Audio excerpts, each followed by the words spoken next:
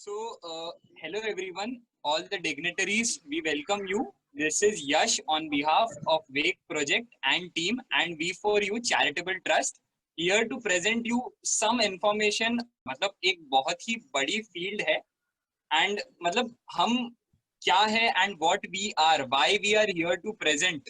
Neil, we can move on to our next slide so that we can start. Okay, so the motto for the session is where there is a will, there is a way. So it is clearly evident that we need a will and the way is created automatically. अगर चाह है तो राह है. Moving on to the next slide. Okay, so something about the Wake project, what the Wake team actually does. So backtracking. Okay, there is some noise in someone's background, so please he can switch off the mic. Okay, so backtracking approach for career selection. So what is backtracking? मतलब उल्टा सोचना. हम हमेशा क्या करते हैं? हम सीधा सोचते हैं और सोचते सोचते कहाँ चले जाते हैं हमें भी नहीं पता चलता. हमें एक्चुअली करियर के बारे में कैसे सोचना चाहिए कि यार बड़े होके अगर मैं सॉफ्टवेयर इंजीनियर जैसा काम करना चाहता हूँ इसीलिए मैं इंजीनियरिंग करूँ, ना कि अगर मुझे इंजीनियरिंग करने के बाद पता ही ना हो कि मुझे काम क्या करना है. इन सिंपल टर्म्स अभी हम कैसे अप्रोच करते हैं, यार मुझे तो साइंस पसंद है बट क्या मैं इंजीनियर बनना चाहता हूँ, वी आर क्लूलेस. हमें बस साइंस पसंद है इसीलिए हम साइंस ले लेते हैं. But is it something right? क्या हमें उस तरीके से जाना चाहिए? रादर देन हमें क्या करना चाहिए, हमें सोचना चाहिए कि यार जब एक सॉफ्टवेयर इंजीनियर या कोई एक अकाउंटेंट या कोई एक स्पोर्ट्स मैनेजमेंट की फील्ड वाला या बहुत सारी फील्ड वाले लोग जब जॉब पे जाते हैं उनका दिन कैसे जाता होगा, हाउ डू दे वर्क, क्या वो वाला काम करने में मुझे मजा आ रहा है, क्या मैं फ्यूचर में वो काम कर पाऊंगा, क्या कितना कितना अच्छा लगेगा मुझे वो काम करके. That is what we mean. तो इफ वी एनालाइज कि मुझे फ्यूचर में सॉफ्टवेयर इंजीनियर का जॉब करना है, देन वी शुड चूज कि हाँ अच्छा सॉफ्टवेयर इंजीनियर बनना है तो चलो इंजीनियरिंग ले लेते. अच्छा इंजीनियरिंग के लिए साइंस लेनी पड़ती है. अच्छा साइंस के लिए मुझे 10th में साइंस ऐसे सब्जेक्ट्स में और साइंस के रिलेटेड चीजों में नॉलेज आना स्टार्ट होना चाहिए. So this is what we aim as a backtracking approach for career selection. So moving on to the next topic, which is knowledge donation. So Wake project and team keenly focuses on this agenda that knowledge donation is very important. So आज के time में if we see ना कि लोग क्या करते हैं, लोग पैसे डोनेट करते हैं, कोई राशन डोनेट कर रहा है in this tough times. Corona के टाइम पे लोग राशन डोनेट कर रहे हैं, कोई पैसे डोनेट कर रहा है, कोई ना कोई तरीके से मदद प्रोवाइड कर पा रहा है. बट लोग है ना नॉलेज के टर्म्स में मतलब not as far as I have seen people donating knowledge to someone. मतलब मैं शायद अपने दोस्त को कर रहा हूँ but to a community who is in need knowledge is very helpful. मतलब if I had knowledge about something earlier I might be better than what I am today. मतलब मैं अगर पहले कोई चीज के बारे में नॉलेज होती तो आज मैं उस चीज में बहुत ही अच्छी एक्सपर्टीज में होता शायद. ओके सो एक तो होता है information overload and information overload और टेक्निकल इलिटरेसी. जो ये टर्म्स है ना ये थोड़े से हैंड इन हैंड ही जाते हैं. मतलब कैसे होता है कि अब हमें बहुत सारे रिसोर्स तो मिल गए, मोबाइल सबके पास है, स्मार्टफोन सबके पास है, गूगल सबको यूज करना आता होगा आई अज्यूम. तो उससे क्या होता है हम गूगल पे तो सर्च करते हैं कि समवन नीड्स टू स्पीक. क्या कोई बीच में किधर से तो डिस्टरबेंस आ रहा है. ओके सो इंफॉर्मेशन ओवरलोड और टेक्निकल इलिटरेसी. सो हमें कैसा होता है ना वी नीड टू नो कि गूगल तो चलाने आता है बट जब मैं गूगल पे डालता हूँ व्हाट इज इंजीनियरिंग और हमारे पास में 50 अलग अलग वेबसाइट्स खुल जाती है. कोई बोल रहा है कि आप यहाँ से करो, कोई बोल रहा है आईआईटी जाओ, कोई बोल रहा है ये कॉलेज अच्छा है, कोई बोल रहा है वो कॉलेज अच्छा है. And this is the era where most of the people are literate. उनको लिखना पढ़ना तो आ रहा है बट उनको समझ में नहीं आ रहा कि दुनिया उनसे करवाना क्या चाह रही है. टेक्नोलॉजी इतना आगे बढ़ चुकी है कि टेक्निकल इलिटरेट लोग हो गए. लोगों को पढ़ना लिखना आ रहा है बट उनको वेबसाइट के यूजेस नहीं समझ आ रहे. गूगल क्या हमें नॉलेज दे रहा है, कितनी एक्यूरेट है वो नॉलेज. तो हमें ये जांचना और परखना बहुत जरूरी है कि कोई एक वेबसाइट इन पर्टिकुलर गूगल पे सर्च करने के बाद भी क्या वो इंफॉर्मेशन एकदम राइट है या वो रॉन्ग है. बिकॉज ऐसी ही गलत इंफॉर्मेशन की वजह से बहुत सारे अलग अलग लोग अलग अलग प्रॉब्लम्स में फंस जाते हैं. So this is a bit of background and we are working on these approaches ताकि जो स्टूडेंट फ्रेटर्निटी है, जो एस्पिरेंट्स हैं, जो करियर रिलेटेड प्रॉब्लम्स फेस करते हैं, उन लोगों को काफी हेल्प हो. Moving on to the next slide. So happy Ganesh Chaturthi to everyone, and here we can start with the agenda of the day. So warm regards to everyone. Hope everyone is safe and sound, and let us learn what are the various topics of today. So we have two speakers for the day. One is Yash, which is myself, and other is Neil Patel, who will be taking the later half of the presentation. So how to choose a stream? मतलब एक stream को कैसे सोचे, वो stream के बारे में सोचने के लिए भी हमें एक थॉट प्रोसेस चाहिए. उन स्ट्रीम्स में घुसने के लिए क्या कोई मिनिमम मार्क है? That is what our second topic is. What are the percentages required? Now moving on to the third point, what are durations of different courses. मतलब शायद एक इंजीनियरिंग के कोर्स को 4 इयर्स लग जाते हैं, बट कोई डिप्लोमा कोर्स शायद 3 इयर्स जूनियर डिग्री भी दे दे. तो ऐसे बहुत सारी अलग अलग टेक्निकलिटीज है. देन नील के पार्ट में there will be fee structure of various streams. जैसे there can be some streams जहाँ पे फीस हमें बहुत कम भरनी पड़ रही है, बट जैसे टेक्निकल जो स्ट्रीम्स होते हैं वहां पे शायद थोड़े से ज्यादा हमें पैसे भरने पड़ते हैं. फिर कई बार कैसे होता है कि यार पढ़ना तो इंजीनियरिंग ही है, बट हमारे पास शायद उतने पैसे नहीं है या फाइनेंशियली कहीं ना कहीं लैग कर रहे हैं. तो how to arrange for money to pay fees. क्या स्कॉलरशिप्स है, क्या नहीं है, मार्केट में क्या चल रहा है, कौन हमें फंडिंग प्रोवाइड कर सकता है, कौन नहीं कर सकता है, उस चीज के बारे में भी अवेयरनेस होना बहुत जरूरी. So what diploma courses are available. मतलब diploma is in turn a very wide field, जिसमें है ना बच्चे जूनियर डिग्री लेके डायरेक्टली जॉब पे जा सकते हैं. सो what we can do is what diploma courses are available. Now moving on to the next slide. Okay, why this webinar is important.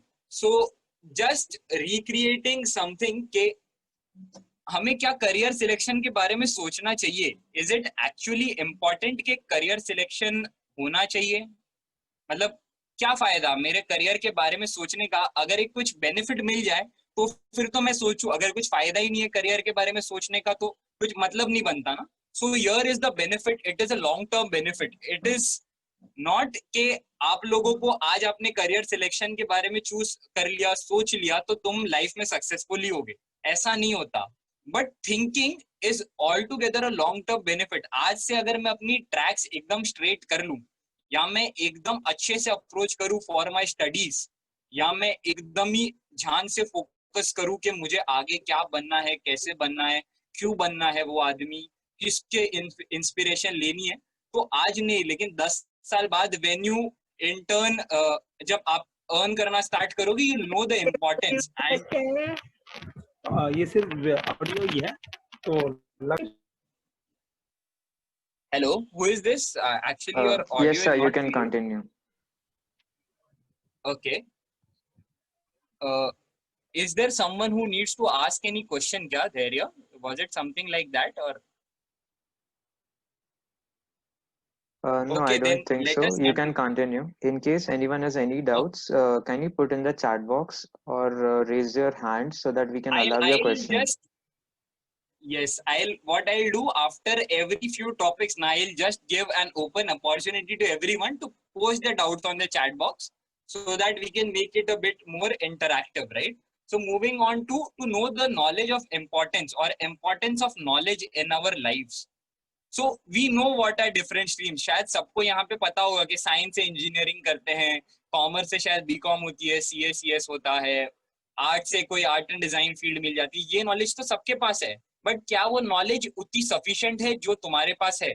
क्या उस फील्ड में बहुत सारी और चीजें हैं जो तुम्हें नहीं पता? क्या मतलब दीज आर वेरियस क्वेश्चंस जो एक एस्पिरेंट के माइंड में आने चाहिए. मतलब start questioning, that is what is the most important thing. मतलब अगर आप अपने आप से सवाल पूछने लगोगे and when you question yourself ना, तो आप लोगों को बहुत अलग अलग क्वेश्चन आएंगे. अरे यार इंजीनियरिंग तो कर ली, बट क्या मार्केट उतना अच्छा है, क्या ये अच्छा है, क्या वो हो रहा है, क्या ये हो रहा है. तो ऐसे अलग अलग सवाल पूछना स्टार्ट करो and at the end we'll have a short story inspiring doctor APJ Abdul Kalam sir story we'll have. So that is the later half again. Moving on to the next slide.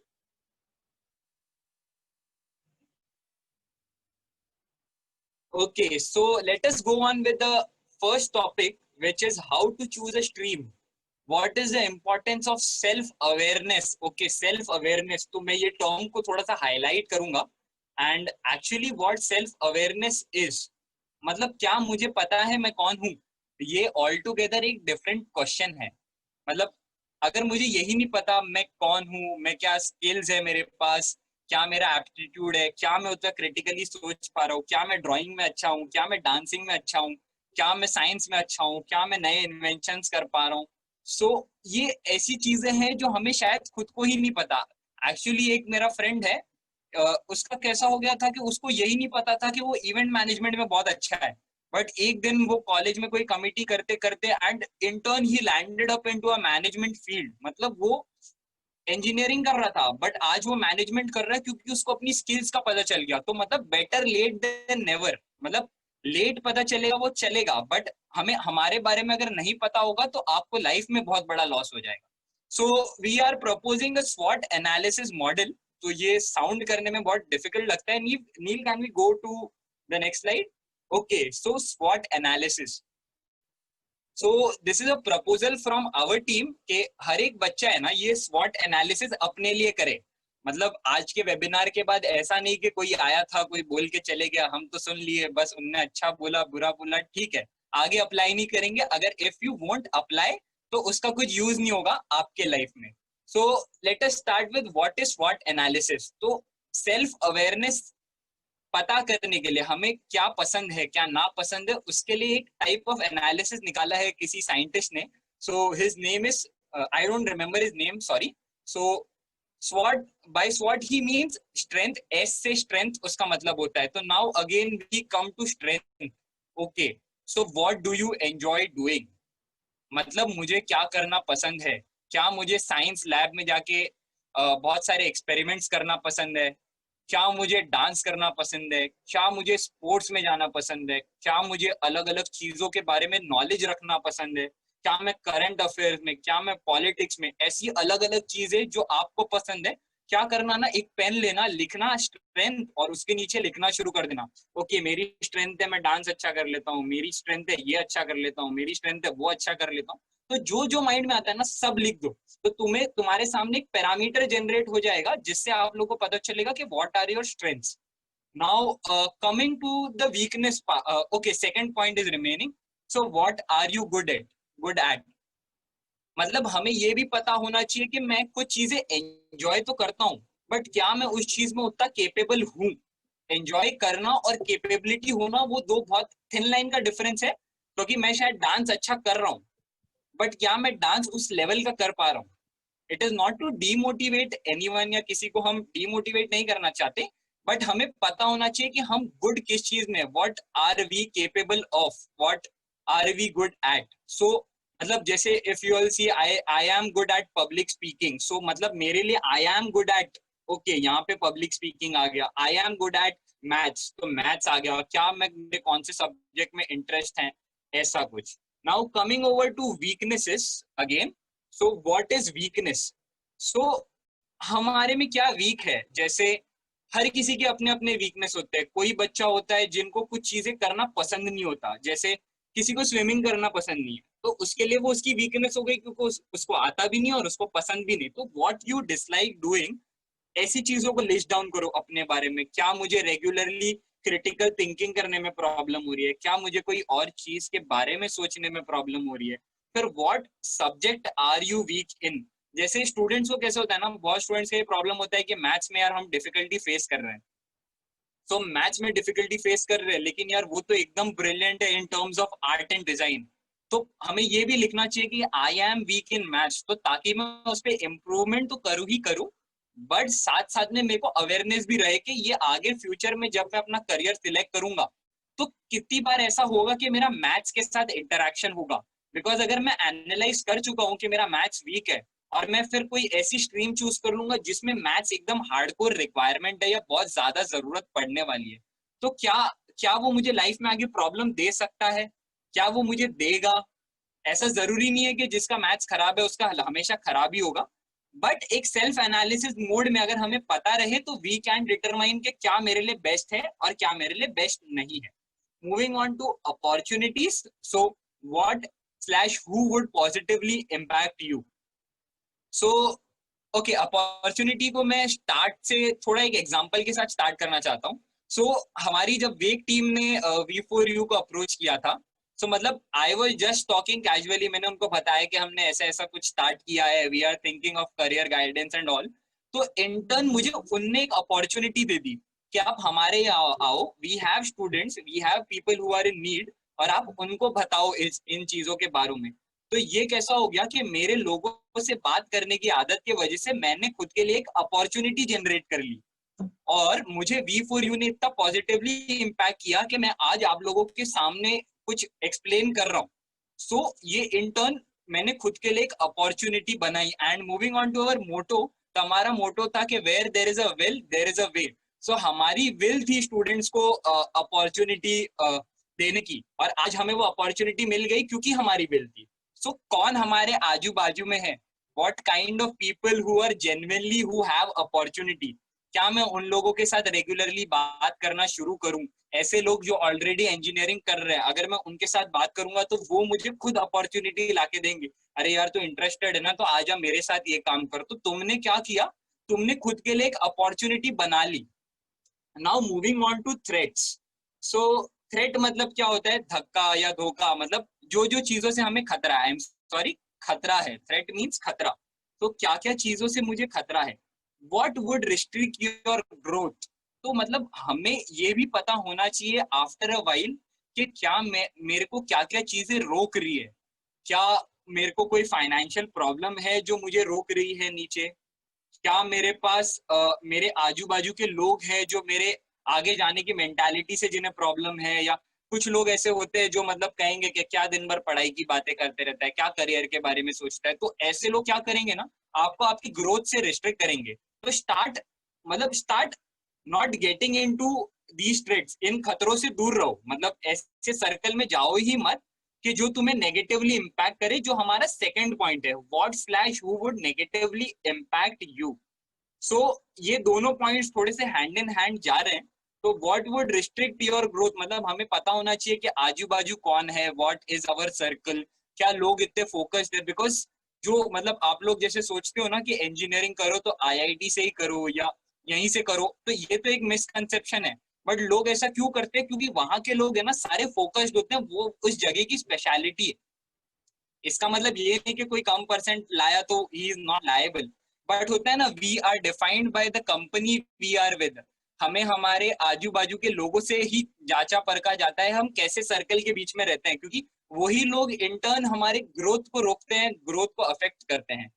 But और भी काफी चीजें हो सकती है, जैसे financial threat हो सकता है हमें हमारे एजुकेशन के लिए, कि क्या किसी के पास एड्स नहीं होते फाइनेंशियली, या अलग अलग इश्यूज हो सकते हैं. तो क्या करना है, आज का एक task, this is intern, this will help you in life. मतलब करियर गाइडेंस तो तुम्हें इससे मिलेगा ही, बट ये चीज तुम्हें लाइफ में कैसे हेल्प करेगी, तुम्हें बस एक पेन और पेपर लेना है. एक दिन आराम से सोचो, 2 दिन आराम से सोचो, किसी को मत बताओ ये चीज, बट खुद के लिए करो कि मेरी स्ट्रेंथ क्या है, मेरी वीकनेस क्या है, what I am capable of, what I am not capable of. कौन ऐसे लोग हैं जो मेरे आजू बाजू में मुझे कोई अपॉर्चुनिटी दिला सकते हैं, क्या करियर में कैसी अपॉर्चुनिटीज मुझे मिलेगी इनसे बात करने पे. बिकॉज कई बार ऐसा हो जाता है कि किसी से बात करने पे you will in turn get a financial support. वो बोल देगा यार you are very lucky child और मैं तुम्हें फाइनेंशियली हेल्प कर देता हूँ, चलो तुमको यहाँ यहाँ तकलीफ हो रही है. तो ऐसी ऐसी चीजें अपने लिए बिल्ड करना स्टार्ट करो, अपना एक नेटवर्क क्रिएट करो. Build your network, network is your net worth. ठीक है, moving on to the next slide.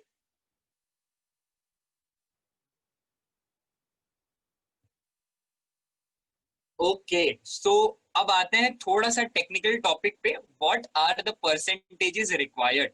सो कैसा होता है ना, हर एक स्ट्रीम के ना अपने अपने परसेंटेजेस के क्राइटेरिया होते हैं. जैसे कोई बोलेगा इंजीनियरिंग का कुछ क्राइटेरिया होगा अलग, कॉमर्स का होगा कुछ अलग. तो कैसा हो जाता है ना कि हमें ये भी पता होना चाहिए कि अगर मुझे इंजीनियरिंग करना है तो I have to aim for that particular criteria, because aim is which will lead us to success. So cut offs for different streams vary from college to college. इसका मतलब क्या, हर एक स्ट्रीम के अलग अलग कॉलेजेस परसेंटेजेस रिक्वायरमेंट होते हैं. जैसे if you are aiming for IITs, although उनके परसेंटेजेस होंगे 99, 100, क्या पता उससे भी ज्यादा अगर किसी को चाहिए अप्सरा extra marks for good hand writing, but अलग अलग कॉलेजेस के अलग अलग होते हैं. Top universities demand good marks, however low marks won't limit you. इसका ये स्टेटमेंट को मैं हाईलाइट करूंगा. Neel, can you highlight? Low marks won't limit you. क्या हर वो बच्चा जो आईआईटी नहीं जा पाता, क्या वो अनसक्सेसफुल है? नहीं, ये बहुत ही गलत सोच है जो इंडियन स्टूडेंट्स में पनप रही है. वी आर ऑल्सो स्टूडेंट्स, हम भी आईआईटी में नहीं है, बट इसका मतलब ये नहीं है कि हमारा करियर खराब हो गया या we are somewhere going wrong. Going into a college, getting literacy, last में हमारा इनिशियल पॉइंट ही काम आएगा. जिसके पास जितनी ज्यादा नॉलेज है वो ही सक्सेस करेगा. आईआईटीज में भी ये देखा गया है कि जो बच्चे आईआईटीज चले गए बट वो कुछ नहीं कर पा रहे क्योंकि उनके पास नॉलेज नहीं है, बस रट्टा मारा, पढ़ाई किया, निकल गए. तो मार्क्स क्राइटेरिया होना ही नहीं चाहिए. आफ्टर ऑल हाँ, यूनिवर्सिटीज डिमांड करते हैं, but marks should never limit you from achieving your dream slash passion. Now a good news for y'all is there are various reservations for each and everyone. मतलब दुनिया का हर कोई बच्चा, उसके पास कोई ना कोई रिजर्वेशन तो पक्का होगा in writing. So there is 16% reservation for Marathas in Maharashtra. So मतलब जो भी महाराष्ट्रन है, देयर आर स्पेसिफिक कॉलेजेस जहाँ पे उनके लिए 16, मतलब कोई भी तुम्हारे से ज्यादा परसेंटेज का भी होगा but you are reserve to go there, मतलब आप लोगों के लिए डायरेक्ट प्रिविलेज है वो. फिर 10% फॉर इकोनॉमिकली बैकवर्ड सेक्शन, मतलब जो स्टूडेंट्स फाइनेंशियली जिनको थोड़ी प्रॉब्लम होती है, या उन स्टूडेंट्स को कैसा होता है, कुछ इश्यूज होते हैं, कोई ना कोई रीजंस के वजह से, कुछ भी हो सकता है, तो उनके लिए अलग से रिजर्वेशंस किए हैं हमारे गवर्नमेंट ने. Because in turn government wants to provide education, जो कि जितने लोगों को पॉसिबल है उतने लोगों को हम देंगे, and this is the motto of reservation. So reservations पे फोकस करना बहुत इंपॉर्टेंट है क्योंकि काफी बेनिफिट मिल जाता है काफी स्टूडेंट्स को. फिर minority institutes also include 50% of reservation for minority students. इसका मतलब क्या? सो कैसा होता है, कई कॉलेज, फॉर एग्जांपल मैं ठाकुर कॉलेज का एग्जांपल लेता हूँ. ठाकुर कॉलेज के बारे में आई गेस सबने सुना होगा. तो उस कॉलेज में there is a linguistic Hindi minority. तो जो भी मारवाड़ी लोग हैं या जो भी भैया कैटेगरी के लोग आते हैं, बिहार के लोग होते हैं, उनको वो कॉलेज बोलते हैं कि 50% सीट तो आप लोग ही ले जाओ, बाकी हम देखेंगे जिसको देना है, बट 50% तो आपके नाम पे रजिस्टर कर दी. तो ये सारी ऐसी हजारों कॉलेजेस है जो मतलब equal competition to IITs, NITs, IIMs, Mithi Bai और जो भी टॉप इंस्टीट्यूट्स हैं उनके इक्वल कंपटीशन में होते हैं. बट क्योंकि वो आईआईटीज नहीं होते तो हम वहां जाते नहीं है. बट ये बहुत ही गलत सोच है. हमें एजुकेशन और नॉलेज पे फोकस करना है, ना कि हम कहाँ से कर रहे हैं. ठीक है, वो कहीं ना कहीं इम्पैक्ट करता है बट उसका सिग्निफिकेंस मोर देन 1% नहीं होगा. एज फार एज ये मेरा पर्सनल ओपिनियन है. Moving on to the next slide. They usually have lower cut offs. तो यहाँ पे भी एक कैच है. ये पॉइंट ओके, ये पॉइंट मैंने शायद मिस कर दिया, सो इसको थोड़ा सा हाईलाइट करेंगे. जनरली कैसा होता है कि हम आईआईटी या कोई भी बड़े इंस्टीट्यूट के पीछे इतना पागल हो जाते हैं कि हमें 95 भी कम लगने लगता है, बिकॉज वो कॉलेज ना 99 के कट ऑफ पे क्लोज कर रहे हैं. But there are various colleges that are equally good as IITs and उनके कट ऑफ भी लो है. तो क्या हमें यहाँ पे फोकस करना चाहिए? हाँ, हमें करना चाहिए, बिकॉज शायद वो आईआईटी नहीं है बट वो इक्वली केपेबल है, और मैं हर कॉलेज में जाने के लिए इक्वली केपेबल हूँ. Moving on to the next slide.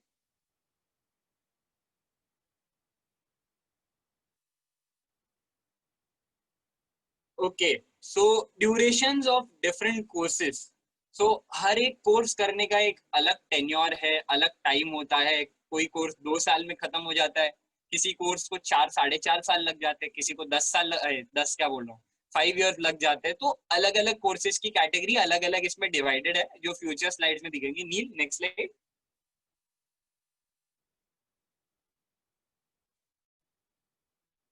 Okay, so arts का एक जो भी जनरल कोर्सेज है, ये बहुत फैक्चुअल इंफॉर्मेशन है तो मैं थोड़ा सा फास्ट जाऊंगा इस इंफॉर्मेशन के बारे में. सो कैसा होता है कि आर्ट्स के जो जनरल कोर्सेज है, जैसे bachelor of journalism, event management, bachelor in social work, bachelor in hotel management, and जो कोई भी ऐसे सिमिलर कोर्सेज हैं, इनको जनरली 3 से 4 साल लग जाते हैं कंप्लीट करने के लिए, पढ़ाई कंप्लीट करने के लिए। ठीक है, moving on to the next slide. Okay, तो कॉमर्स में भी कुछ लगभग ऐसा ही है, जैसे बीकॉम करने के लिए, मैनेजमेंट स्टडीज करने के लिए, बिजनेस एडमिनिस्ट्रेशन, एलएलबी के लिए हमें 3 मिनिमम, बट 3 से थोड़े ज्यादा साल भी लग सकते हैं, depends on what course you are taking on. Okay, so minimum 3 to 4 years of course. For example CA, chartered accountant के लिए शायद 4 साढ़े 4 साल भी लग सकते हैं। सो ऐसे हर एक कोर्स का अपना अपना टेन्योर होता है। सो वो मोर स्पेसिफिक डिटेल्स आगे मिल जाएगी आपको। Moving on to the next slide. Okay, vocational courses also take 2 to 3 years, जैसे डिग्री इन फिजिकल फिटनेस। जैसे कोई बोलता है कि मुझे क्या कहते हैं कि 2 to 3 years में कोई कोर्स करना है and then I have to start earning. So उसमें कैसा होगा कि फिजिकल फिटनेस एक ऐसा कोर्स है, जो जिम ट्रेनर्स होते हैं वो इंटर्न ऐसे कुछ कोर्सेज करके जिम ट्रेनर बन जाते हैं। Degree in culinary arts, film making, game designing, ये ऐसे छोटे छोटे कोर्सेज होते हैं जो 2 या 3 साल में हम कर लेते हैं। Next slide. Then science with PCB. Okay, science with PCB तो मतलब जिसमें PCB generally physics, chemistry and biology, जिसमें हम डॉक्टर्स के बारे में ज्यादा वो रहते हैं, जैसे डॉक्टर्स और जो फार्मेसी वाले वो लोग होते हैं, जैसे जो दवाई खाने और ये सब में होते हैं ना, उन लोगों के लिए, जैसे उनको किसी को 3 साल लग रहे हैं, किसी को 4 साल लग रहे हैं। जैसे बैचलर इन फार्मेसी को we might take 4 years, then bachelor of physiotherapy we might take 4.6 years, then 4.6, हाँ। So similarly, MBBS ko we can take 5 or 5.5 years, and similarly. Moving on to the next slide. Okay, so there are PCM courses. Now science is altogether, उसमें भी 2 होते हैं, तो PCB जो हमने previous slide में देखा and PCM जो हमने current slide में हम देख रहे हैं। तो PCM क्या होता है? Physics, Chemistry, Mathematics। तो ये वाले courses होते हैं जो generally engineering side के लिए होते हैं, जो जैसे bachelor in computer application, bachelor in engineering in information technology, mechanical, civil and various others, and such as merchant navy is also a chosen subject. So हर एक कोर्स के अपने अपने टेन्योर्स होते हैं, अपने अपने टाइम होते हैं। कोई पायलट भी बन सकता है इन कोर्सेज को परस्यू करके। And then we have 3 years के बीएससी कोर्सेज आल्सो, जिसमें हम बेसिकली प्योर साइंसेज उन्हें कहते हैं बीएससी कोर्सेज को। तो इसमें हम बीएससी इन आईटी, मतलब हम पीसीएम को छोड़ के हम सिर्फ आईटी सब्जेक्ट पे फोकस करते हैं उस कोर्स के टेन्योर में। And similarly, so moving on to the next slide. Okay, so from now on Neil Patel will take up from here. So Neil, I will hand over the mic to you, and if just a second, if someone has any doubt so far so now, so आप लोग chat box में डाल सकते हैं, and if you don't have any doubt, please reply with a yes.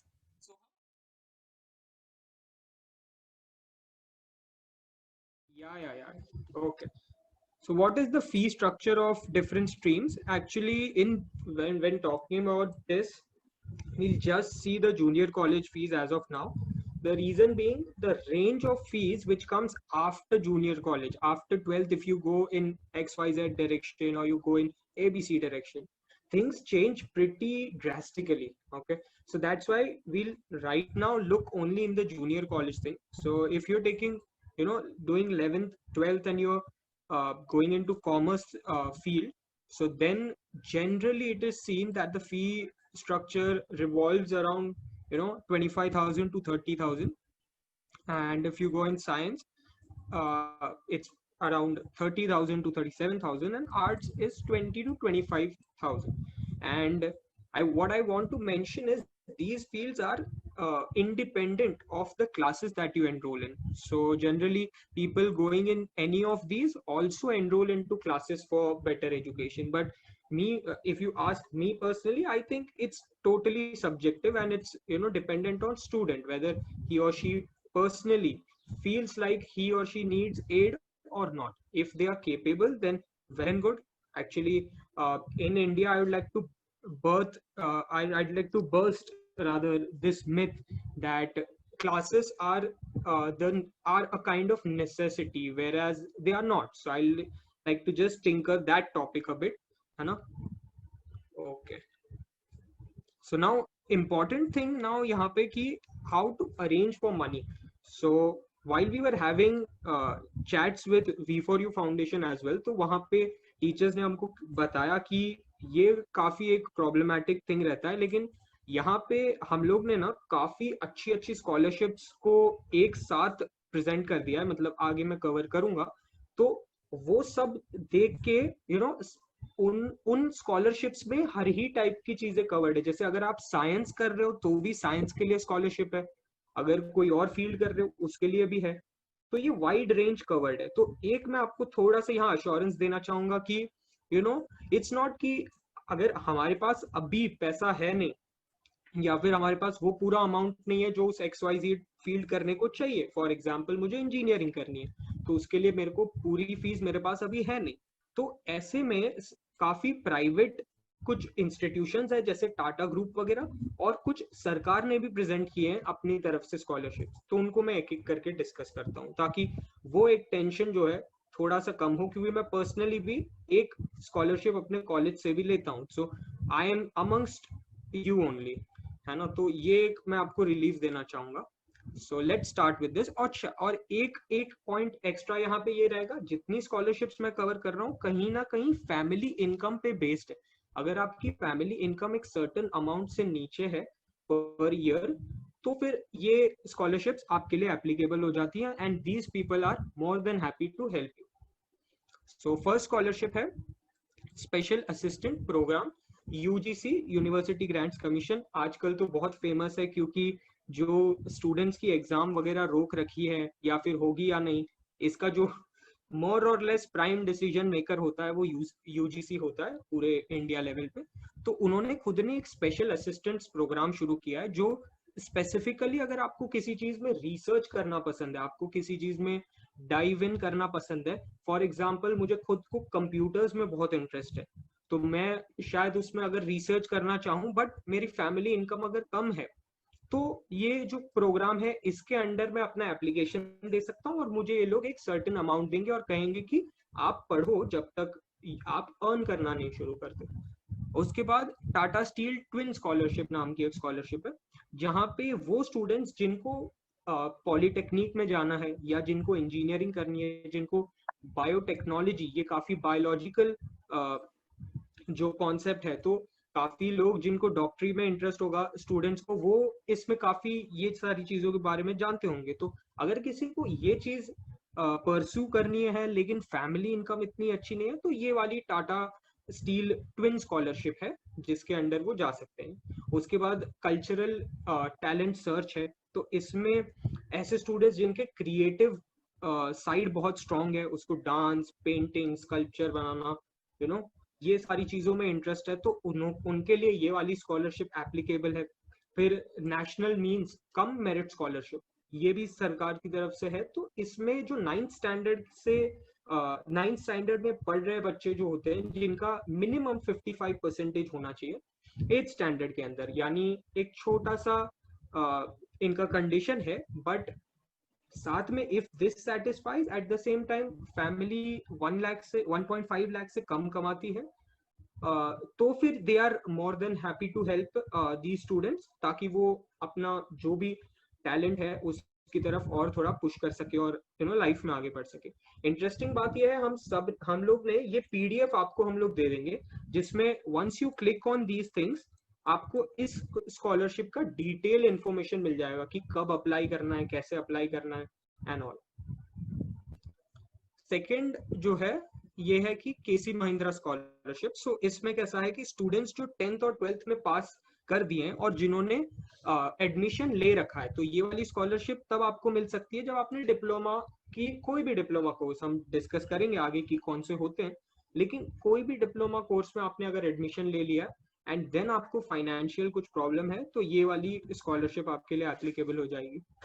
उसके बाद AICT, जो all India पे जो टेक्निकल एजुकेशन की कॉलेजेस होती हैं, इन DJ सांघवी हो गई, फिर ठाकुर जैसे यश ने मेंशन किया अभी थोड़ी देर पहले, ये सारी कॉलेजेस जो होती हैं ये all India technical association ATE ये फुल फॉर्म है, तो इन्होंने टेक्निकल प्रोग्राम्स अगर आपको करने हैं तो उसके लिए बहुत सारी स्कॉलरशिप्स अवेल कराई है। इस इन्होंने पोर्टल वगैरह भी दे रखा है, so you can just open that website and you can see what all scholarships they have and what all requirements they have, कि जैसे फैमिली इनकम अगर 8 लाख से कम है तो आपको ईबीसी मिल सकता है स्कॉलरशिप, अगर थोड़ी और कम है तो और कोई scholarship, so on and so fourth. एक ये वाली स्कॉलरशिप है Shahu Jain trust inland scholarship, तो ये उन लोगों के लिए है जिन्होंने 12th पास कर लिया है एंड इनको कहीं ना कहीं फाइनेंस रोक रहा है, उनका फाइनेंशियल या फैमिली इनकम रोक रहा है, तो उस केस में वो लोग ये लिंक पे क्लिक करके डिटेल जान सकते हैं कि इसमें कैसे आगे बढ़ा जाए। थर्ड चीज ये है कि एक शुभारंभ स्कॉलरशिप है। सो इसमें एलिजिबिलिटी ये है कि आपका 12th जो है आपने क्लियर किया है एंड आपकी फैमिली इनकम ईयरली 3 लाख से कम है। सो इस केस में ये वाली स्कॉलरशिप आपको ट्यूशन फी, आपकी ट्यूशन फी एक्चुअली एक टेक्निकल टर्म है, मैं नहीं जाऊंगा इसके डीप में, लेकिन आप अभी के लिए समझ सकते हो कि आप जो अपनी फीस देने वाले हो ना कॉलेज में, उसका कुछ अमाउंट ये लोग आपको दे देंगे, जिससे आप व्हाट यू हैव टू पे बिकम्स अ स्मॉलर अमाउंट, आपको फिर छोटा ही उसमें ऐड करके देना पड़ेगा। सो एक फिर है national means cum merit scholarship, इसका हमने पहले भी एक बार पढ़ा, लेकिन इसको थोड़ा सा डिटेल में समझते हैं कि क्लास 9th के लिए ये स्कॉलरशिप थी एंड 1.5 लाख अगर आपकी इनकम उस वो है या उससे कम है, तो फिर ये वाली स्कॉलरशिप से आपको 6,000 रुपीज पर ईयर मिल सकता है, जिससे आप अपने टैलेंट को बूस्ट कर सके, आप ऐसी कोई कोर्स ले सकें जिससे आपका जो टैलेंट है, स्किल है, इम्प्रूव हो। उसके बाद स्वामी दयानंद एजुकेशन फाउंडेशन की तरफ से एक स्कॉलरशिप है, जो ऐसे लोग जिनको आर्किटेक्चर, फार्मेसी, एमबीबीएस ये सारे कोर्सेज करने हैं और उनका फैमिली इनकम 6 लाख से कम है ईयरली, क्योंकि और आप एक इंटरेस्टिंग फैक्ट यहाँ क्या देखेंगे कि बाकी स्कॉलरशिप्स में काफी छोटा अमाउंट फैमिली इनकम का एज अ कंडीशन मांगा जा रहा था, लेकिन हम सबको पता है इंजीनियरिंग, एमबीबीएस, आर्किटेक्चर ये सब बहुत महंगी फील्ड्स है और एक middle class, lower middle class या उससे नीचे के कोई भी फैमिली को ये शायद अफोर्ड ना हो पाए, लेकिन इससे उनके ड्रीम्स तो नहीं मरते हैं ना। तो इसके लिए ये वाली स्कॉलरशिप्स उनको पर ईयर काफी एक बड़ा अमाउंट देती है, जिससे वो अपने एजुकेशन को कंटिन्यू कर पाए। और ये लास्ट जो स्लाइड है जिसमें कुछ फाइनल हम 3 और स्कॉलरशिप्स की बात करेंगे। So just a minute, I have one person asking a doubt. So, which all scholarships are primarily concerned with the commerce stream? मतलब some if one is pursuing a degree in commerce, तो उनके लिए exactly कौन सा scholarships available है? If you could just clarify in your presentation, then that would be helpful. Sure. Actually, one thing I'd like to point out here, the scholarship that I just talked about, this one, so it covers majority or it rather covers courses that are expensive. यानी ये जो last वाली scholarship मैंने बात करी, ये expensive courses की बात करी, तो अगर इनमें हम डाइव इन करें, यहाँ पे जो भी धैर्य whosoever is asking, उनको ये हम I would like to request कि यहाँ पे आप इसके डिटेल में जाइए, क्योंकि दिस आई वुड रेकमेंड कि पक्का अगर आपका कोई ऐसा कोर्स है जो कॉमर्स में, मान लीजिए सीए, सीएस वगैरह, तो ये आपको बहुत हेल्प हो सकता है यहाँ पे। And other than that I think 12th पास के लिए ये वाली भी सेटिस्फाइड है अगर कॉमर्स में वो है, because this is not restricted to any field. या सो ये higher studies actually right, this is also, this won't apply, sorry. So if they want to note down, I'll sort of repeat the name, Swami Dayanand Education Foundation Scholarship. Anyways, we'll give this PDF, but in जब भी हम आपको ये PDF दें, so I would recommend please ये वाली scholarship देके आपको हाई चांसेस से मिल जाना चाहिए, इसी में आपको जो रिक्वायरमेंट है। Okay, moving forward. ओके, ये लास्ट जो स्लाइड है जिसमें 3 और स्कॉलरशिप्स कवर होंगी। सो मर्क इंडिया चैरिटेबल ट्रस्ट की तरफ से भी एक स्कॉलरशिप है, जो 10th पास स्टूडेंट्स को जिन्होंने एटलीस्ट 80% स्कोर किया या उससे ज्यादा स्कोर किया है एंड उनकी इनकम काफी कम है, 20,000 पर मंथ है, Okay, so उस केस में they are happy to give them an amount of 35,000 per annum till they graduate. तो ताकि ये भी बहुत अच्छा असिस्टेंटशिप है, क्योंकि at the same time the same guy or girl who asked this question, commerce वाला, उनको मैं ये भी recommend करूंगा. This is my second recommendation. उसके बाद नॉर्थ साउथ फाउंडेशन है. सो इन्होंने भी ऑफर करा है स्कॉलरशिप. सो ये स्कॉलरशिप किसके लिए एप्लीकेबल है? जो लोग 12th पास कर लिए एंड उनका फैमिली इनकम 90,000 से कम है ईयरली. तो ऐसे में they are ready to give them 25,000 per annum का scholarship. This is my third recommendation. And okay, so Baba ji Singh. So this is the scholarship which is last, and ये इससे हम लोग एंड करेंगे. लेकिन ये लास्ट है, लेकिन ये सबसे इंटरेस्टिंग है क्योंकि ये पूरी फीस भरने को तैयार है. ऐसे लोग जिन्होंने डिप्लोमा या डिग्री कोर्सेज के अंदर एडमिशन ले लिया है जो फर्स्ट ईयर में है और उनकी इनकम 3.5 लाख से कम है पर ईयर. तो जैसा हम सब लोग जानते हैं, इंजीनियरिंग कोर्सेज या कोई भी डिग्री का कोर्स ये महंगा रहता है, तो इसलिए ये लोग पूरी भी फीस माफ करने को तैयार है. सो आई वुड लाइक टू रीआइट्रेट, ये हमने कुछ स्कॉलरशिप्स पढ़ी जो फैमिली इनकम पे बेस्ड थी, इसलिए हमको होप नहीं हारना है क्योंकि there are many people out there हमको स्कॉलरशिप देने के लिए तैयार हैं. They are very happy to help us and they can हमारे ऊपर से फाइनेंशियल लोड हटाने के लिए ये लोग काफी कुछ हमारी हेल्प कर सकते हैं. ओके, तो यहाँ तक हमने बस ये देखा कि फाइनेंस को किस तरह अरेंज किया जाए. लेकिन अब थोड़ी सी इंटरेस्टिंग या जो सबके लिए काम की है, जिसमें काफी लोगों को अपना इंटरेस्ट भी दिख जाए शायद, ऐसे एक फील्ड में, ऐसे एक टॉपिक में डाइव करते हैं. So what are the diploma courses available? सबसे पहले रादर देन सीइंग कि डिप्लोमा कोर्सेज कौन से अवेलेबल है, पहले ये क्लियर कर लेते हैं डिप्लोमा कोर्स में ऐसा क्या खास है, या फिर डिप्लोमा कोर्स डिग्री कोर्स से कैसे अलग है, या फिर डिप्लोमा कोर्स अपने आप में स्पेशलिटी क्या लाते हैं, है ना. तो ये शॉर्ट टर्म कोर्सेज होते हैं, ये इनकी पहली खास बात है. दूसरी खास बात है, शॉर्ट टर्म से हमारा मतलब है 2 to 3 years. अभी काफी लोगों को ये शॉर्ट टर्म ना लगे, लेकिन इन टर्म्स ऑफ एजुकेशन अगर आप कोई भी अच्छा एजुकेशन डिग्री लेना हो आपको, तो 2 to 3 years से ज्यादा ही टाइम लगेगा. सो और जनरली डिप्लोमा कोर्सेज का एक पर्टिकुलर फोकस होता है. इनको ये आपको 10, 15, 20, 25 स्किल नहीं देने के का एम करेंगे. ये आपको किसी एक फील्ड में, एक छोटे से टॉपिक में, एक छोटे से काम में मास्टरी दिलाने की ट्राई करेंगे. तो अब कैटेगरीज क्या होती हैं डिप्लोमा कोर्सेज की? एक तो होता है इंजीनियरिंग के बेस पे कोर्स, टेक्नोलॉजी के बेस पे कोर्स. काफी लोगों को टेक्नोलॉजी बहुत पसंद होती है, सो उसके रिलेटेड डिप्लोमा होता है बिल्कुल. फिर एक होता है हॉस्पिटैलिटी मैनेजमेंट. तो ये भी कैटेगरी में कोर्सेज होते हैं, और जो कहीं कैटेगरी में नहीं आएंगे लेकिन डिप्लोमा कोर्सेज अवेलेबल है, उनको हमने इस अदर्स कैटेगरी में डाला है.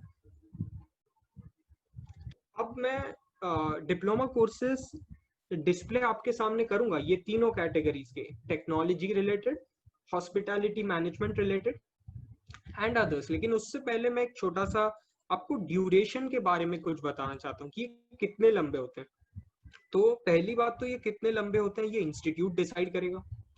एक छोटा सा एग्जांपल लूँ तो मैं खुद भगूभाई मुफद्दलाल पॉलिटेक्निक पारला में कॉलेज है, वहां से डिप्लोमा मैंने किया. तो वहां पे हम, बिकॉज मैं कंप्यूटर इंजीनियरिंग पढ़ा, मेरा 3 साल का कोर्स था, बट जो मेरे फ्रेंड सिविल इंजीनियरिंग पढ़ रहे थे, उनका 4 साल का कोर्स था, क्योंकि 3 साल पढ़ाई और 1 साल उनको इंटर्नशिप या काम कहीं पे सिविल इंजीनियरिंग का ही काम कहीं पे करना होता था. तो पहला तो ये इंस्टीट्यूट पे डिपेंड है, एंड दूसरा कोर्स टाइप के डिपेंड है. जैसे कोर्स टाइप, जैसे अभी मैंने बोला मेरा कंप्यूटर था, उनका सिविल था, तो कोर्स ने डिटरमाइन किया हम दोनों कितना कितना समय लगेगा. ओके, सो अगर आप 12th के बाद डिप्लोमा कोर्सेज करते हैं, तो अगर कॉमर्स रिलेटेड है तो शायद 4 months से 4 years के बीच में रहेगा, बेस्ड ऑन आप कौन सा कोर्स सिलेक्ट करते हैं और कौन से इंस्टीट्यूट में करते हैं. उसके बाद साइंस रिलेटेड एंड उसके बाद आर्ट्स रिलेटेड. तो ये बस उनका एक रेंज है कि कोई भी छोटे से छोटा अगर आर्ट्स रिलेटेड डिप्लोमा है तो 6 months का है, बड़े से बड़ा है तो 2 years का. एंड अगर आप आफ्टर 10th कर रहे हैं तो छोटे से छोटा 6 months का है एंड बड़े से बड़ा 5 years का। ओके तो जिनको टेक में इंटरेस्ट है उनको ये स्लाइड देख के बहुत अच्छा लगेगा, क्योंकि इसमें काफी टेक्नोलॉजी की ही बातें होने वाली हैं। तो सिविल इंजीनियरिंग पे डिप्लोमा हो सकता है, कंप्यूटर इंजीनियरिंग पे हो सकता है, प्लास्टिक टेक्नोलॉजी पे हो सकता है, गारमेंट्स या कपड़ों के रिलेटेड जो टेक्नोलॉजी होती है उस पे हो सकता है, प्रोडक्शन या इंडस्ट्रियल इंजीनियरिंग जिसको हम फैक्ट्रीज, मैन्युफैक्चरिंग यूनिट्स ये सब हम देखते हैं, तो उसके अंदर जो इंजीनियरिंग और टेक्नोलॉजी लगती है उसको भी पढ़ा जा सकता है। Electrical engineering, electronics engineering, marine engineering, architectural assistantship भी पढ़ी जा सकती है। फूड के रिलेटेड भी टेक्नोलॉजी है, ये भी बहुत इंटरेस्टिंग है। एंड ऑफ कोर्स आजकल जो दुनिया में हम लोग को बहुत नाम सुनाई दे रहा है, आईटी इंडस्ट्री, आईटी, तो ऑफ कोर्स उसके रिलेटेड भी है। एंड लास्टली जिनको फैशन में इंटरेस्ट होता है काफी लोगों को, उनके लिए भी फैशन डिजाइनिंग का डिप्लोमा कोर्स अवेलेबल है। कुछ हॉस्पिटैलिटी मैनेजमेंट के रिलेटेड है, जैसे कुकरी, काफी लोगों को खाना बनाना पसंद है, लेकिन मोर और लेस इंडिया में अभी तक कुकरी के रिलेटेड एक बहुत अच्छा लोगों की सोच रही नहीं है कि लोग ये भी काम कर सकते हैं, बट सच्चाई ये है कि ये सच में काम हो सकता है और ये बहुत अच्छा काम हो सकता है। उसके बाद होटल के रिलेटेड, होटल में जो स्टाफ होता है हम काफी बार सोचते नहीं है, लेकिन वो खुद भी कोई ना कोई कोर्स पढ़ के आए हैं, कोई कुछ ना कुछ अच्छा सा पढ़ के आए हैं, तो उसके रिलेटेड हो सकता है। फिर क्राफ्ट कोर्स हो सकता है, फूड रिलेटेड। उसके बाद रेस्टोरेंट में भी जो काउंटर सर्विस होती है वहां पे जो लोग बैठते हैं वो भी बिल्कुल पढ़ लिख के आए होते हैं।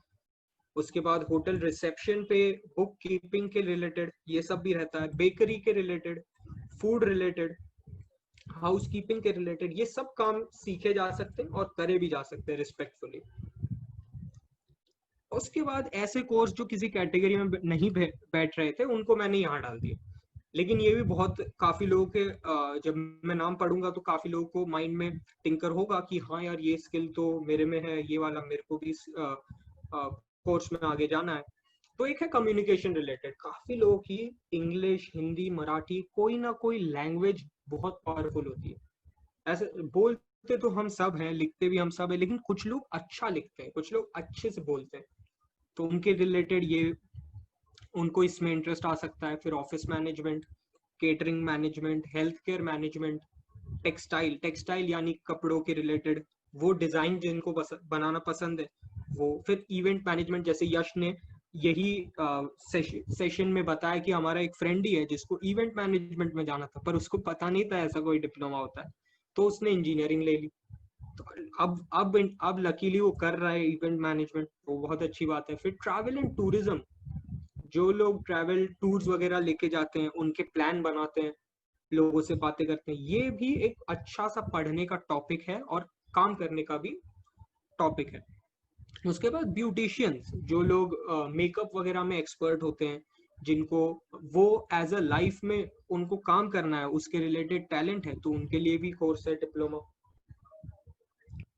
और जैसे मैंने बात की कि 10th और 12th ये दो जगहों के बाद आप डिप्लोमा कर सकते हैं। काफी लोग पोस्ट ग्रेजुएट माने कोई डिग्री लेने के बाद, डॉक्टर बनने के बाद, सीए बनने के बाद, इंजीनियर बनने के बाद, आर्किटेक्ट बनने के बाद, लॉयर बनने के बाद भी डिप्लोमा करते हैं, लेकिन हम अभी के लिए सिर्फ आफ्टर 10th और आफ्टर 12th की बात करेंगे।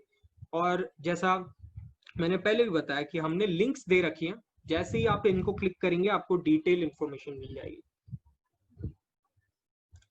तो इसके साथ रैप अप करेंगे जितना आज का हमको थोड़ा कन्वे करना था। लेकिन इसके साथ मैं एक अच्छी बात यहाँ पे सबको बोलना चाहूंगा, जितने भी अटेंड कर रहे हैं, ये लोग ने ना 1% उनको जो कल पता था ना, आज आई कैन से कि उनको कुछ तो और पता है, कुछ तो थोड़ा और एक्सपोजर है कि कैसी चीजें होती हैं और किस तरह सिलेक्ट करना चाहिए, आगे जाना चाहिए। सो इसके लिए मैं बहुत खुश हूँ कि आप लोग ने अटेंड किया सेशन, ताकि आप यू कुड ग्रो, कल से आप थोड़े आज बेहतर बन सके, है ना। मैं अभी एक छोटा सा रिकैप करूंगा कि हमने कवर क्या किया। तो हमने बताया कैसे स्ट्रीम चूज करते हैं, स्वॉट एनालिसिस की बात की, फिर परसेंटेजेस की बात की, हमने मोटिवेट किया आपको कि कम परसेंटेज माने लाइफ में हार जाना ऐसा नहीं होता है, ये बहुत ही गलत सोच है। एंड साथ में हमने ये भी बात की कि टॉपर होना भी गलत नहीं होता है। काफी बार हम ऐसा समझ लेते हैं कि जो लोग बहुत पढ़ रहे हैं वो बहुत बोरिंग लोग हैं, तो ये भी गलत है। ये दोनों साइड गलत है, हमें कहीं ना कहीं रियलिटी पे फोकस करना चाहिए। उसके बाद ड्यूरेशंस की बात की कि कौन से कोर्स कितने साल में किए जा सकते हैं। उसके बाद फी स्ट्रक्चर की बात की, स्पेशली जूनियर कॉलेज। देन हमने ये बात की कि अरेंज कैसे किए जाए पैसे, और यहाँ पे हमने काफी डिटेल में काफी स्कॉलरशिप्स देख ली, ताकि एक अच्छे से बैकिंग मिल जाए हमको, कि हम बिल्कुल डरे नहीं अगर पैसों का कुछ प्रॉब्लम है। एंड रादर हम पहले कोशिश तो करें कि इन इन जरियों से हमको क्या अच्छे से सपोर्ट मिल पा रहा है। और मैं जब मैं ये रिसर्च भी हमारी टीम कर रही थी और मेरी बात हो रही थी, तो हमने ये नोटिस करा कि वी डिडंट रियलाइज इतने सारे लोग, इतने सारे इंस्टीट्यूशंस बाहर हैं टू सपोर्ट अस। और लास्ट में हमने डिप्लोमा कोर्सेज की बात कर ली, और अलग अलग, ऐसा भी नहीं कि सिर्फ टेक्नोलॉजी के रिलेटेड या सिर्फ हॉस्पिटैलिटी, हमने सारे ही देख लिए। सो अब before going to this bonus छोटी सी स्टोरी जिससे हम थोड़ा सा मोटिवेशन आज लेके जाएंगे, लेकिन इससे पहले मैं थोड़ा सा एक बफर दूंगा 5 से 6 मिनट का। अगर किसी को कुछ अपना डाउट पोस्ट कर देना है चैट बॉक्स में, तो वो कर सकता है या कर सकती है।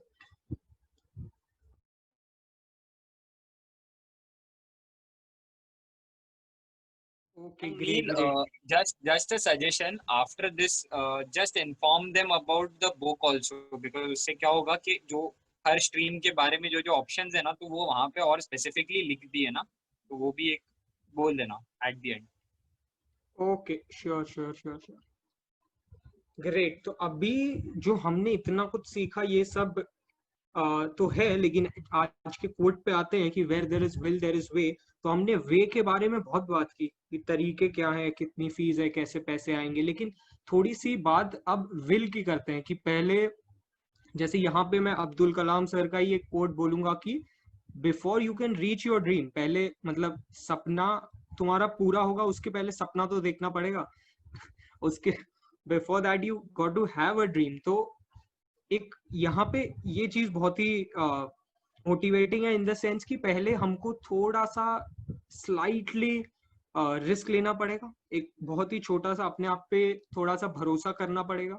तो इनकी स्टोरी मैं एक शॉर्ट में बताता हूँ, लेकिन उससे हमको क्या सीखने मिलेगा वो बहुत जरूरी है। तो इट स्टार्ट्स फ्रॉम साउथ के गांव में, साउथ ऑफ इंडिया के गांव में वो बॉर्न हुए। वो वहां पे अपने फादर के साथ रहे, और बहुत ही पुअर बैकग्राउंड, बहुत ही फाइनेंस के टर्म्स में उनके पास उनकी फैमिली के पास बहुत ही ज्यादा पैसा नहीं था, तो वो न्यूज़पेपर बांटने जाते थे।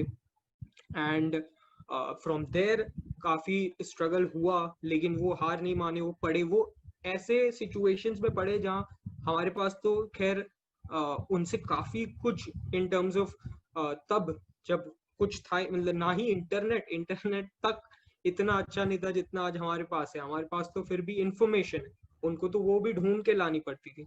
तो वहां से वो पढ़े, फिर एरोनॉटिकल इंजीनियर बने। फिर एक बड़ा रिजेक्शन उनकी लाइफ में ये आया कि एयरफोर्स में वो पायलट बनना चाहते थे, लेकिन उनको रिजेक्ट कर दिया गया। यानी एक बड़ा सा सेटबैक, क्योंकि पूरी लाइफ बचपन से उनको प्लेन्स उड़ाने थे, ये पैशन उनके माइंड में हमेशा था। लेकिन ये बहुत बड़ा रिजेक्शन आया, लेकिन तब भी वो बोले कि रुकना नहीं है, हारना नहीं है। वहां से वो फिर और आगे उन्होंने मिसाइल की तरफ काम किया। तो इंडिया में मिसाइल्स के लिए उन्होंने काफी रिसर्च करी। उनको द मिसाइल मैन भी बोला जाता है।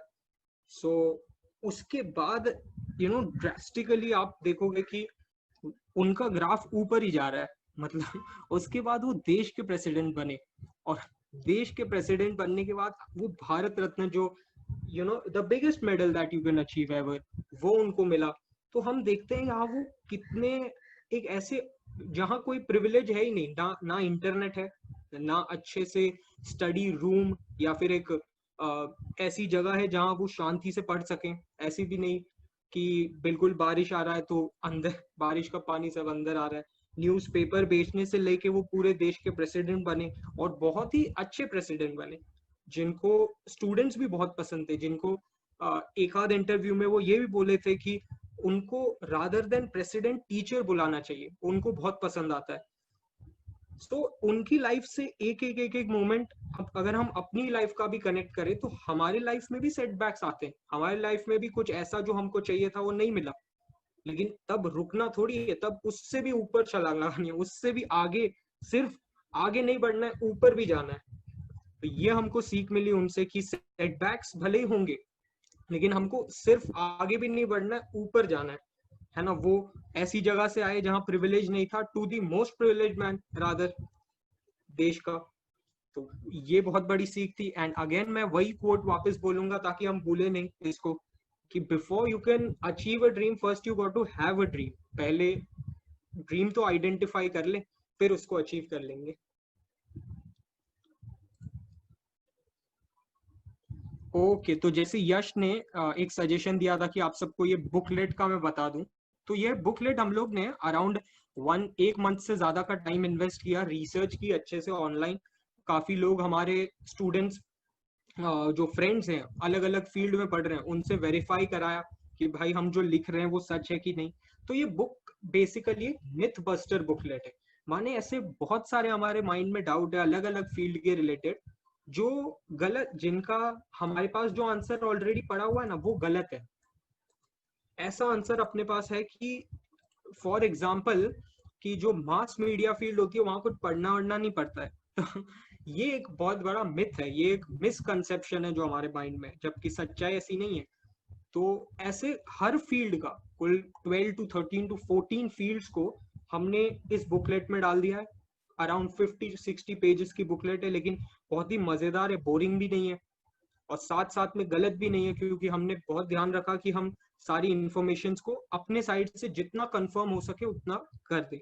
और सेम जैसे हमारा अब तो कल्चर केयर बन गया है पूरा पीपीटी जाते हुए कि ऐसा बटन दिख जाए तो उसको क्लिक करके तो तुम डिटेल में जा सकते हो। और इस केस में ये बुकलेट तुम्हारे फोन में, लैपटॉप में, टैबलेट में डाउनलोड हो जाएगी। इन केस किसी को स्पेसिफिक डाउट हो कभी भी, नॉट आज तो वेबिनार है इसलिए हम लोग डाउट्स ले रहे हैं directly from the chat box, लेकिन अगर किसी को डाउट हो तो ये contact@thewavproject@gmail.com इस पे मेल कर सकते हैं वो लोग। एंड अगर V4U के आप स्टूडेंट हो तो आप V4U की टीम्स को भी बोल सकते हो कि वो हमारे टच में आके आपका जो भी डाउट है वो सॉल्व करे। अब थोड़ा सा ना मैं ये एक थोड़ा सा 5 to 7 मिनट्स लेता हूँ जस्ट टू थैंक पीपल, क्योंकि ये वेबिनार हो पाया, हम लोग कुछ अच्छा सीख पाए, इसके पीछे कुछ लोग थे, कुछ उनके एफर्ट्स थे, कुछ उनके इंटेंशंस थे। Yes ma'am, yes ma'am. Okay okay. So सबसे पहले तो स्टूडेंट्स ही जो अच्छे से सुन रहे हैं, डाउट्स पूछ रहे हैं खुल के, उनका स्पेशल थैंक यू। फिर V4U जो चैरिटेबल ट्रस्ट है जिन्होंने हमको इनवाइट किया स्पीक करने के लिए। उसके बाद फिर से वो मोटो दोहराते हैं कि where there is will there is way. And हमारा एक छोटा सा होप है कि फ्यूचर में थोड़ा इंडिया ऐसा बने कि जहां विल हो वहां कोई वेक प्रोजेक्ट जैसा भी कोई हो जो उनका मदद कर सके। तो ये हमारी वेक टीम है, ये पूरी टीम को भी थैंक यू। और फाइनली जो हम डाउट्स के बारे में बोल रहे थे कि लास्ट में लेंगे, वो समय आ गया है। So thank you everyone, and now I think let's go into the Q&A zone completely.